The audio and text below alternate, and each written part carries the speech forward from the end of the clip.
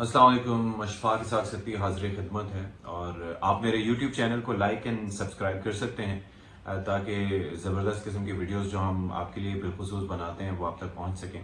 एक नुक्ता नज़र शेयर करना होता है, ज़ाहिर है वो बहुत ज़रूरी है पाकिस्तान के मौजूदा हालात की रोशनी में। अब आप ये अदम एतमाद का मामला ही देख लें, यकीन करें कि दिमाग घूम जाता है, सर चकरा जाता है सोचते हुए कि ये हो क्या रहा है और क्या इतने बड़े मसाइल हैं सियासी कि उनके होते हुए किसी को अवामी मसाइल नजर नहीं आ रहे होते। जस्ट इमेजिन कि व्हाट इज हैपनिंग। आबादी के लिहाज से सबसे बड़ा सूबा है पंजाब। किसी को विफाक में हुकूमत बनानी हो, किसी को नेशनल असम्बली में ज्यादा सीट्स हासिल करनी हो, तो ये मुमकिन ही नहीं है कि आप पंजाब को नजरअंदाज कर सकें। कहा यह जाता है कि अगर आप पंजाब से सबसे ज्यादा नशिस्तें हासिल कर लें तो आपके लिए कौमी असम्बली में अक्सरियत हासिल करने के साथ साथ हुकूमत बनाने की राह भी हमवार हो जाती है कि वहां पर नशिस्तें सबसे ज्यादा है। अब मामला है क्या दरअसल? इस वक्त मामला ये है कि परवेज इलाही साहब अदालत से रिलीफ मिलने के बाद इस वक्त ताहाल वजीर आला पंजाब के ओहदे पर विराजमान है। अच्छा, तहरीक इंसाफ के हमारे जो दोस्त हैं, हमारे साथी हैं, वो इस मामले पर बड़े खुशियां मना रहे थे कि देखो जी, गवर्नर साहब ने जो नोटिफिकेशन जारी किया था, डी नोटिफाई किया था, उस पर उनको मुंह की खानी पड़ी और जनाब अदालत ने परे रख के मारा। लेकिन उसके बाद जब कुछ दोबारा उन्होंने तहकीक की तो फिर उन्हें अंदाजा हुआ कि मामला जो है वो इतना सादा नहीं है जितना वो समझ रहे थे। अदालत की जानिब से एक यकीन दहानी ली गई, उनसे एक मशरूत तौर पर उन्हें कहा गया कि अगर आप ये गारंटी लेते हैं कि अदम एतमाद के वोट में कामयाबी मिलने के बाद आप असम्बली तहलील नहीं करेंगे या इस दौरान आप असम्बली तहलील नहीं करेंगे तो फिर हम आपको इस पर रिलीफ दे सकते हैं और जो नोटिफिकेशन है उसको मुअत्तल करते हैं, यानी कि सस्पेंड करते हैं। उस नोटिस को, उस नोटिफिकेशन को रद्द नहीं किया गया, उसको कलअदम करार, वॉइड करार नहीं दिया गया।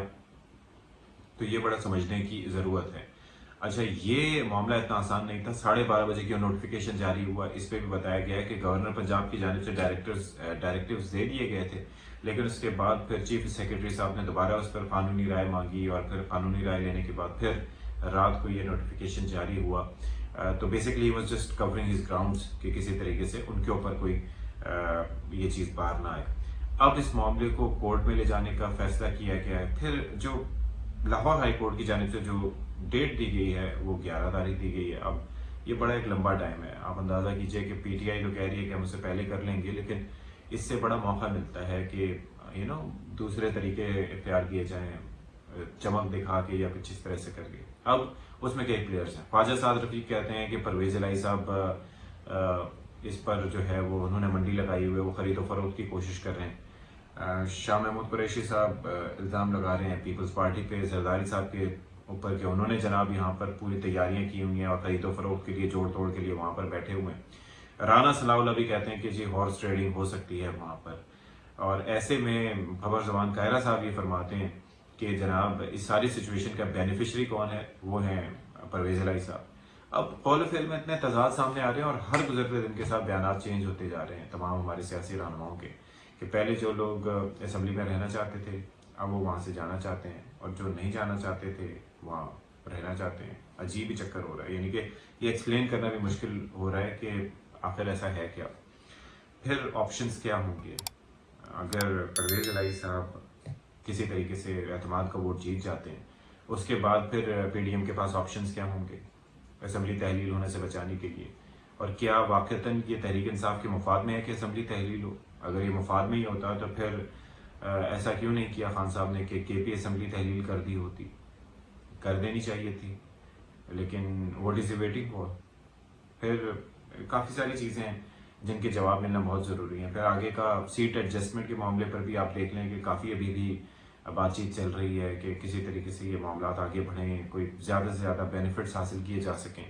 ख़ासतौर पर ये काबिल की ख्वाहिश होगी क्योंकि उन्हें ये लगता है कि ये उनके लिए डू और डाई सिचुएशन है। अभी वजारत आला छोड़ते हैं तो जाहिर है उनको कोई यकीन दहानी इस हवाले से चाहिए होगी कि इसकी बिना पर वो छोड़ें।